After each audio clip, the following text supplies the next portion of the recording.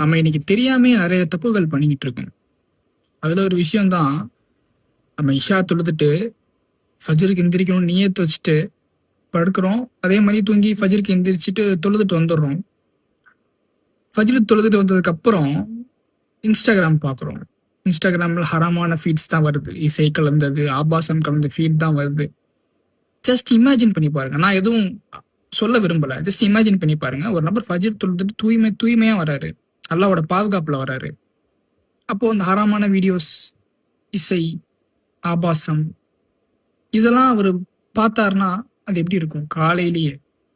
So screen டைமை முடிஞ்ச அளவுக்கு நம்ம கம்மி பண்ணணும். இன்னைக்கு இல்ல மாஷாஅல்லாஹ் அல்லாஹ் பாதுகாக்கிறத தவிர நிறைய பேர் 7 மணி நேரம் 8 மணி நேரம் ஸ்க்ரீன் டைம் வச்சிருக்கிறாங்க.